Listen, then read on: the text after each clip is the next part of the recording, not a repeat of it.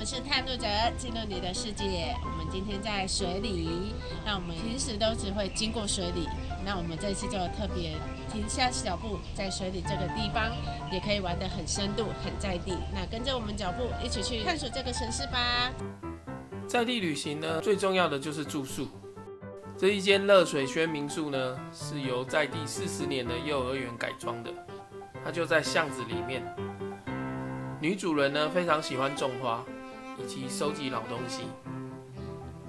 房间内的整体呢看起来非常的温馨，让你有一种回到阿嬷家的感觉。早上起来呢还可以吃到很丰富的养生早餐。在农产的季节呢，这边也会有许多农产品的 DIY 体验，所以你也可以见到在大厅放了很多女主人自制的农产品。接下来呢，我们要跟着在地人小董一起来钻水里的小巷子，探索这边有趣的角落咯。你说这个是旅社？对，这旅社，因为水里以前是叫小台北，所以这一区有蛮多早期的旅社这样子。好古老。对，然后以前旅社等于说大家都是在这边工作，就是给那些工人休息的地方，就居家感很足。对，居家感是，就是民间的感觉。有证照，超酷的。有证照，真的有证照。而且这边都是1晚到600。这水里这边为什么奇奇怪怪巷子这么多啊？就像那个，因为以前水里低洼，对，啊，为了盖水库，然后才整个房子慢慢拉高，哦，就这样子，就有以前的跟新的，然后交流在一起，对，还保留原本以前水里就是旧式的那个旧市场那样子，对，就是那样子。你看那房子就有那个房子，有这个面店的感觉，橱窗就很，这面店蛮厉害，就古老味。那些出颜色都分，然后跟发一样。哦。对啊。但是你看像这个种子店都很有历史的。对啊。对，这很有历史的种子店，就是水里的小北。水里小北。水里小北。好，那我们现在呢要去水里镇一个很特别的秘境，它看起来呢非常像游戏画面。那这个地方很好玩，它就在菜市场的旁边。这个后门走过来的对面，然后这边有一个非常不起眼的小巷子，很奇怪的小巷子，然后居然有一条路，然后写着快乐亲子园，然后你就往下走。这里别有洞天的，我们看起来好像很暗，有没有？好像不太敢进去，但是你就是把胆子放大的走进去，你就会看到一个游戏画面的地方，很有趣哦。你看这个很像游戏画面一样的地方，很像游戏画面。你看是不是很像 RPG 游戏的一个游戏画面？因为它旁边很有那种校舍感，然后加上前面的这个白色的墙很复古，就很像那种返校啊，或者是一些沉默之丘那种，很有趣的一个地方。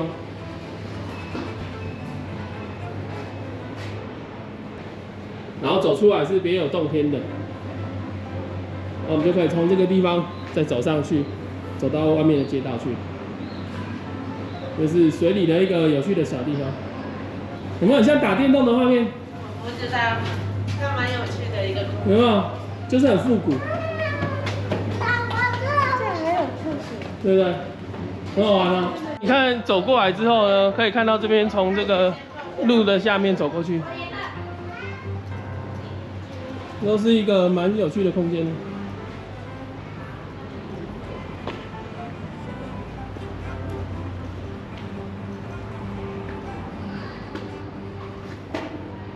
有非常复古的感觉。啊，不要拍了。有没有觉得去基隆的感觉？基隆，很像哈。我不知道。你看以前水里这边啊，有4间戏院，这边叫做小台北。是唯一的一间。对。那现在还有吗？就都关了啊。是为了盖新的房子啊，所以都拆掉了。然后这是水里乡的农会，颜色画的还蛮漂亮的。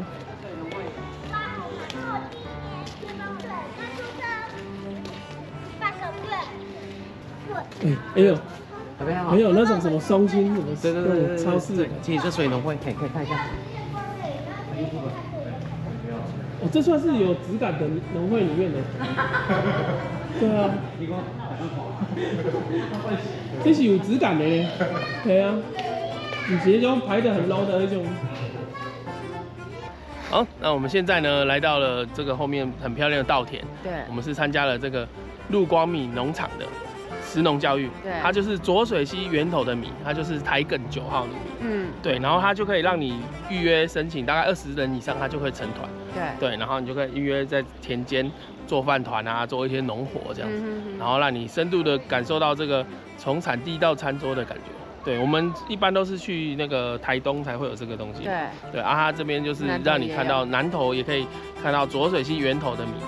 对，然后浊水溪的水看起来虽然好像脏脏的，就是灰灰的，它本来就这样。对，可是它那里面就是很多的矿物质啊，很多的营养这样子，所以它这边米也是很有名的。台湾的浊水溪米也是很有名的。然后我们可以在这边体验在田间做饭团。看得到，吃得到，很有趣哦。啊，它那个你只要在上面预约，然后就不同的季节会有不同的农活可以体验。对，然后我们会把资讯也放在说明栏下面。如果你想要带小孩呢来到这个田间做一些深度的旅行，一般人不会来的地方，那你就可以来看一下我们的说明栏这样子。那我们今天准备的是147品种。147品种。对，它这个147有一个特色就是你直接用筷子先试试看。你这样干吃的话，它会有一种淡淡的芋头香。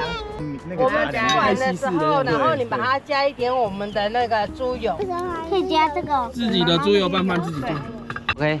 剥的时候你要刚刚吃了一口猪油拌饭之后，等一下你要就更饿了，所以再弄了一大碗，继续扒饭。他们做饭团，我们专心吃饭。等一下我们要来装我们的豆腐。这样可以吗？豆皮，小溪喜欢吃的口味。我好像第一次做稻荷寿司哦。是哈，来，哦，这就是我们的寿司。小溪。对。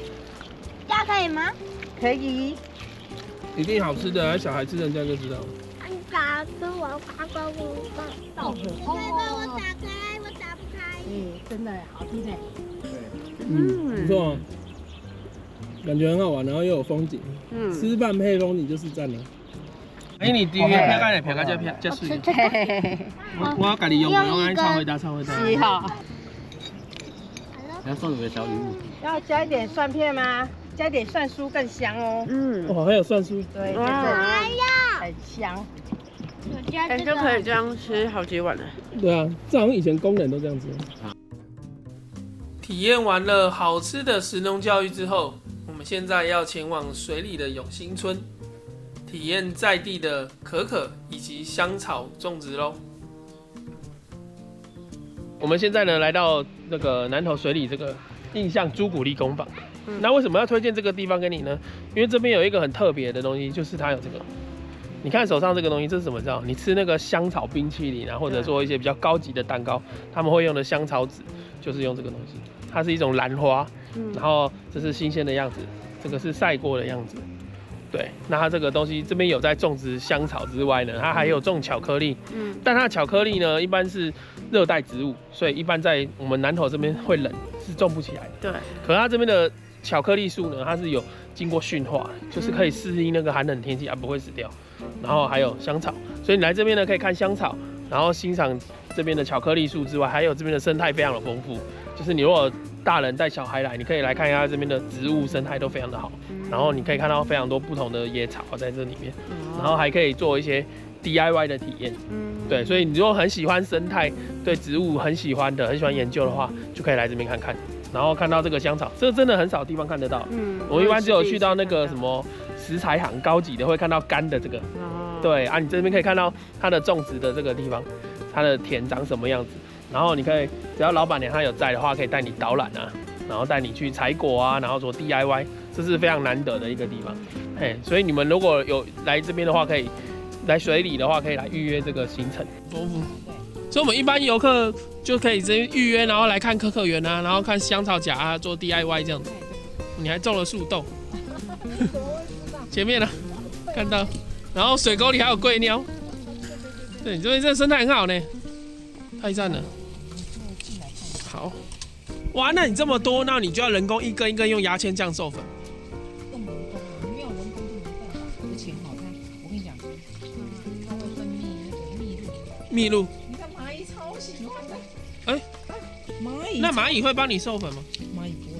啊，不好想说你就不用弄了，你大概4月中或5月的时候，就会很多豆荚了。不是很多花，你全部都看到了。哦。它就像我们刚刚可是它花也是绿色的，你看起来是一片绿绿，淡绿色哦，比较淡的绿色。比这个颜色还淡，所以哦，很容易就看到那一串花。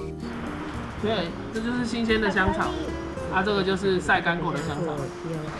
哦，所以现在只有我们几个。哦，这个也很多呢，鱼子酱一样。你就会看到真的很多啊。对，我刚在里面不是跟你讲说它很胖吗？对，很胖，它这个就会很多。对。哦，所以同一株它可以挖出来用的东西就很多。它籽很多，看到这么多有没有？哎，它就是你看这朵抠的。对，跟你要看这个，跟手指差不多粗了，有没有？哦，所以那种短胖的是最好的。胖胖的比较。胖胖的越长越好，像这样都是顶级的啦。你看哦，这个就要20几公分了嘛，对，有没有？先把它隔水加热，让它融化哈。对。所以现在融化完的状态是这样。为什么一次只能倒一点点？哦，注意看，看到没？凝固了。哎，看到了吗？为什么？好了，成了，来，把它弄起来。现在可以从一个真正的果实做到巧克力，对，一边做一边学习，而且还你手捏，又不用像温控那么麻烦。还可以一边吃，对，吃到真正的巧克力是什么样，让他们认识食物的安全，对，重要。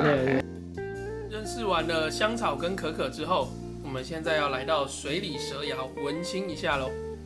这里也是非常好拍的地点，就让我们一起进去看看吧。哦，好漂亮哦！哇，然后连它厕所马桶都这个，不过马桶就是小杯子。哦。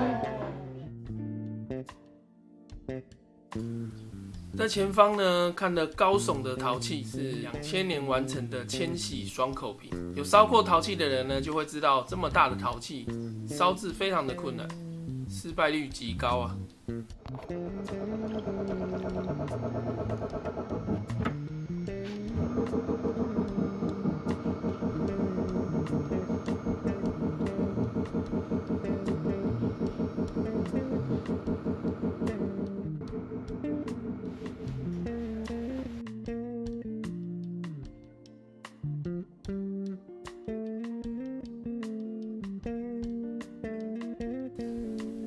2楼这边呢，有一座艺廊，展示了不同的陶器作品。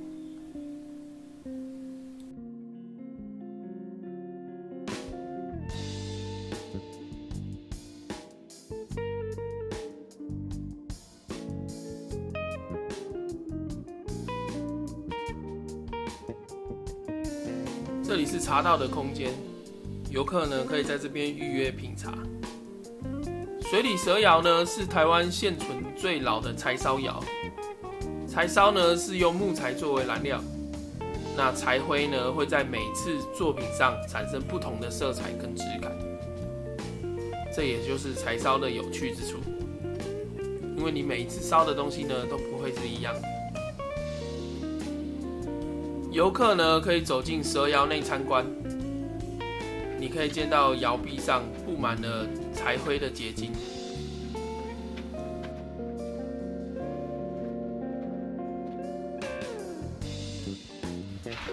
窑内长度的延伸感，让你拍摄起来呢非常的漂亮。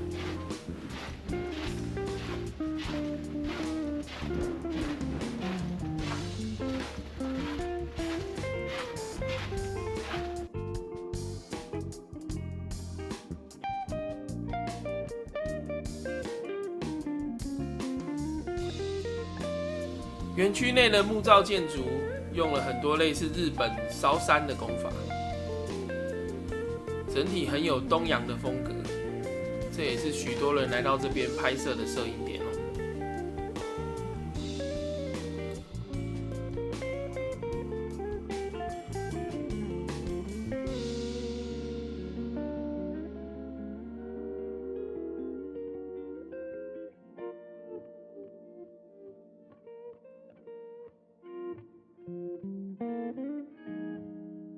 最后来到园区内的土土甜品店来休息一下。这里的用餐环境呢，都以土色系为主，搭配了木质调的元素，整体布置呢非常有质感。从中间的楼梯上去，有日式寓意的租界，可以让你在园区里面拍照。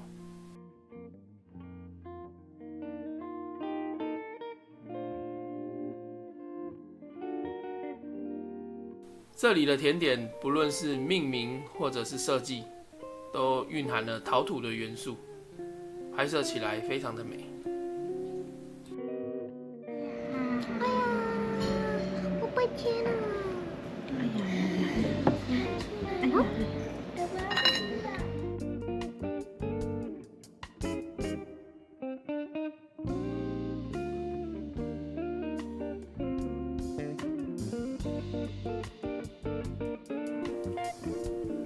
接下来我们要前往水里的另外一个小秘境，这是一座日本时代的过水桥。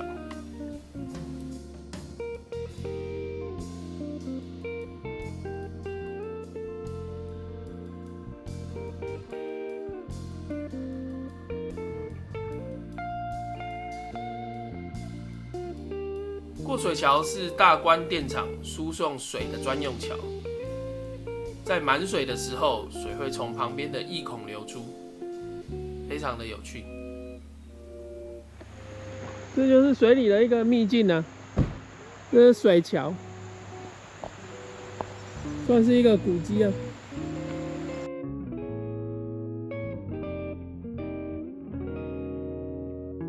水桥旁边的隧道也非常有古朴的感觉。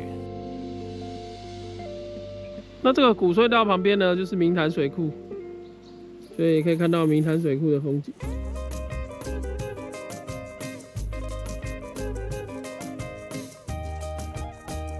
看完了水桥，我们现在要来到车城小镇。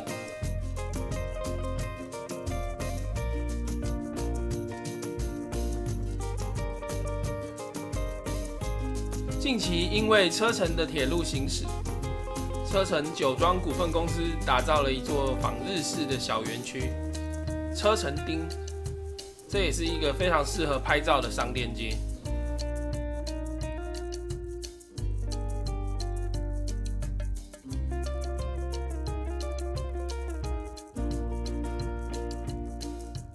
车城注目池搭配旁边的日式建筑，浓浓的日式风情，几乎是来到这边必拍的景点。这真的很漂亮，这个。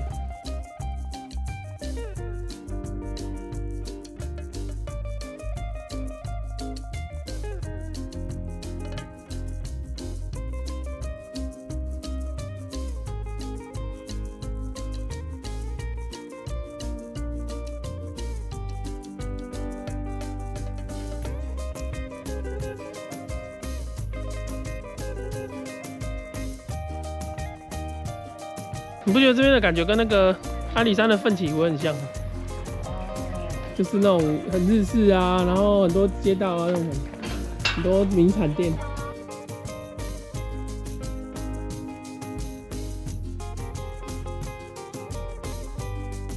车城车站是集集支线的终点站，因此有许多的车子停放在这边，就像车场一样。那车城呢，也因为台语的掐点，因而得名。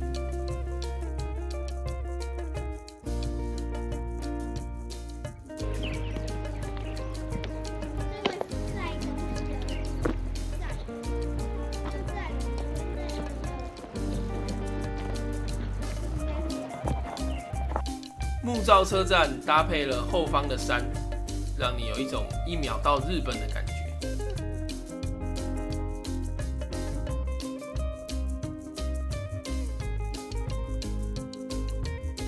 这边真的喜欢火车的会很喜欢这边，对，看到火车就开心了，一堆铁轨跟火车随便你。